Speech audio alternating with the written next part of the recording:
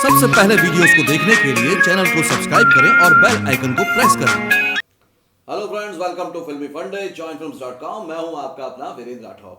जैसा कि मैंने आप लोगों से प्रॉमिस किया था कि हर बार अब मैं इंडस्ट्री के ऐसे एक्सपीरियंस लोगों से आपको मिलवाऊंगा जो कि पहले से ही काम कर रहे हैं, जिनसे आप डायरेक्टली जान सकें कि वो प्रोफेशन क्या है, वो प्रोफेशन को कैसे किया जा सकता है, उसमें क्या क्या अपॉर्चुनिटीज हैं। तो आज मैं हूं अमजद जी के साथ में, जो कि एक क्रिएटिव प्रोड्यूसर है।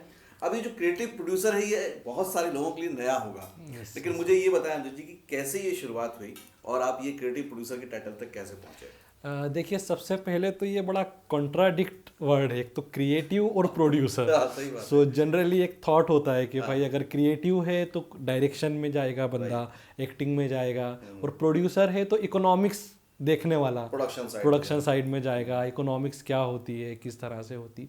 बट अभी फिर भी ये हो गया हमारी इंडस्ट्री में, क्रिएटिव प्रोड्यूसर एक ऐसी पोस्ट आ गई है जो डायरेक्टर और प्रोड्यूसर के बीच में एक ब्रिज का काम करती है। तो ये एक ऐसा सेतु है जो डायरेक्टर और प्रोड्यूसर दोनों को सेटिस्फाइड करने के लिए अपना जो भी क्रिएटिव माइंड है उसको यूज करता है। तो आपकी कैसे क्या शुरुआत हुई और क्या क्या काम हो गया सर अभी तक? देखिए, जैसा कि आपको पता है कि क्रिएटिव फील्ड है तो थिएटर से ही शुरुआत हुई। सो बेसिकली मैं इंदौर से हूँ, तो इंदौर में 5 साल थिएटर करने के बाद फिर मुंबई आया। मुंबई आकर कलर्स चैनल में इन हाउस रहा कुछ वक्त के लिए। फिर राइटिंग मैंने शुरू किया, राइटिंग के साथ साथ मेरा खुद का इंटरेस्ट भी थोड़ा सा फिल्म मेकिंग और इन चीज़ों में भी था, एक कंप्लीट मेकिंग में। तो वो एक इंटरेस्ट रहा, तो उसी इंटरेस्ट की बदौलत आज एज ए क्रिएटिव प्रोड्यूसर। तो आप ज़्यादातर एड फिल्म ही कर रहे हैं? अभी मैंने as a creative producer 2 film की हैं, एक मराठी एक हिंदी। बाकी टीवी सीज 50+ टीवी सीज अभी 50+। हाँ, एज ए क्रिएटिव प्रोड्यूसर। कुछ एड्स बताएंगे जरा एक आध? जैसे हम लोगों ने ओप्पो मोबाइल में जब F1 सीरीज उसकी लॉन्च हुई थी, तो उसका सेल्फी लेसन वीडियो हमने ऋतिक रोशन और सोनम के साथ किया था। फिर उसके बाद हमने याकूट, रोज़ खाओ हेल्दी जियो याकूट, वो एक कमर्शियल हमने किया। फिर महिंद्रा के लिए हमने कुछ कमर्शियल्स किए। जेस्प्री कीवी फ्रूट हमने किया, कॉलकॉम हमने किया। तो इस तरह से कहते हैं कि विजुअल मीडियम वैसे तो बहुत ही ग्लैमरस है, लेकिन एड वर्ल्ड और भी ज़्यादा ग्लैमराइज्ड है, क्योंकि कुछ ही देर में और कुछ ही दिनों में एक ऐसा प्रोडक्ट का एक पूरी फिल्म कहानी तैयार हो जाती है जो दर्शकों के सामने आती है। वो देखिए, उसमें एक और उसका रीज़न भी है, क्योंकि एड फिल्म में एक प्रोडक्ट को बेचना होता है किसी ना किसी तरह से, तो उसको उतना ग्लैमराइज करना ही पड़ेगा कि ऑडियंस उस प्रोडक्ट को भी खरीदे, और टेलीविज़न पे जब वो एड बार बार चले तो लोग देखें उसको। फिल्म में या सीरियल में एक ऑप्शन होता है हमारे पास ना, देखते हैं नहीं देखते। फिर टीवीसी 30 सेकंड का होता है तो चैनल भी नहीं बदल सकते। अगर चल रहा है और आप वेट कर रहे हो कि हाँ मेरा पसंदीदा प्रोग्राम आने वाला है टीवी पे, और 30 सेकंड या 1 मिनट का एड है, तो ऑडियंस देखे उसको। बट ये बहुत ही कमाल की बात है, क्योंकि आपको एक ऐसी फिल्म बनानी होती है एड फिल्म में जिसकी रिपीट वैल्यू भी हो, क्योंकि बार बार देखे तो आदमी बोर ना हो जाए। आपको ऐसा प्रोडक्ट रेडी करना है। हाँ, तो वही है, इसमें बहुत चैलेंज है। और सबसे बड़ी बात है प्री प्रोडक्शन। तो प्री प्रोडक्शन बहुत स्ट्रॉन्ग होता है हर लेवल पे, क्रिएटिव लेवल पे, स्क्रिप्ट लेवल पे, फिर स्टोरी बोर्ड्स का बनाना, फिर सबसे टफ जो होता है कास्टिंग, क्योंकि इतने कम टाइम के लिए एक एक्टर स्क्रीन पे आता है कि आपको प्रॉपर कास्टिंग करनी होती है कि ऑडियंस के दिमाग में वो कैरेक्टर बैठ जाए। तो अब मुझे आप बताएं कि क्रिएटिव प्रोड्यूसर जो है एक्चुअल क्या प्रोफेशन है, और ये कहाँ कहाँ होता है, मतलब टीवी में, फिल्म में, एडवर्ड में, कहाँ कहाँ होता है, क्या है? ये अभी सभी जगह हो गया है, टीवी में, फिल्म में, टीवीसी में, एड में, सब में हो गया है। और जो बेसिक जॉब है वो वही है कि कैसे आप प्रोड्यूसर और डायरेक्टर के बीच में एक सेतु बन के काम करते हैं, कैसे आप बजट को कंट्रोल करते हैं, कैसे आप प्रोड्यूसर को बजट कंट्रोल करके हेल्प करते हैं और डायरेक्टर को क्रिएटिव आउटपुट लाने में हेल्प करते हैं।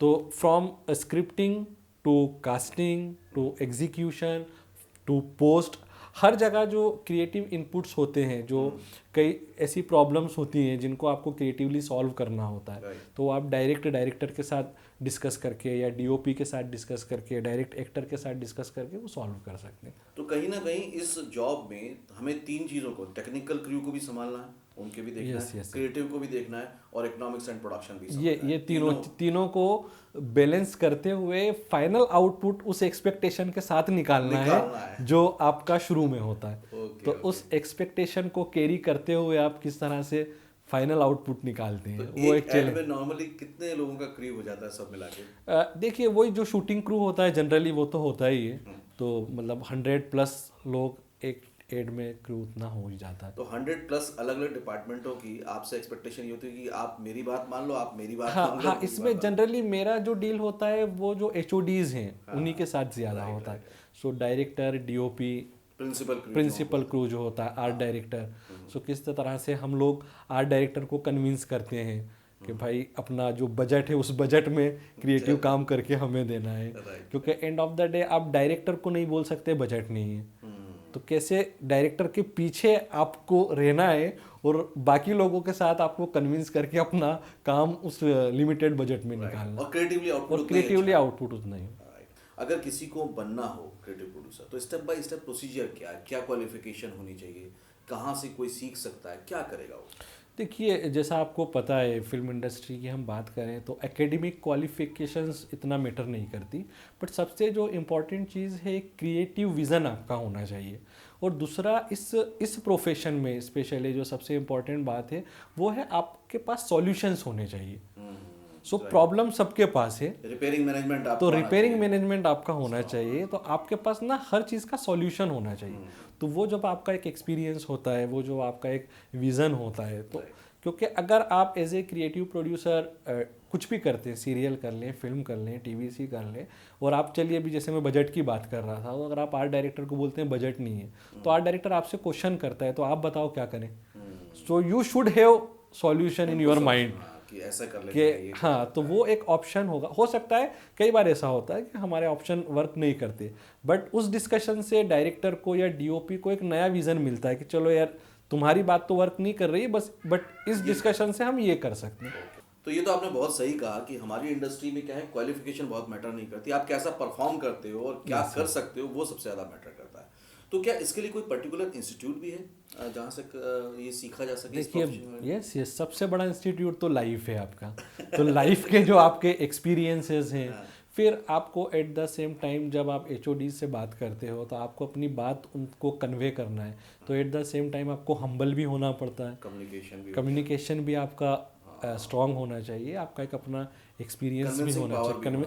वो एक एक्सपीरियंस होता है तो अब कन्विंसिंग पावर तो आ ही जाता है, बट सबसे इम्पॉर्टेंट है आपका ऑब्जर्वेशन। सो बाकी हर जगह जो होता है ना आपका एक ऑब्जर्वेशन होता है।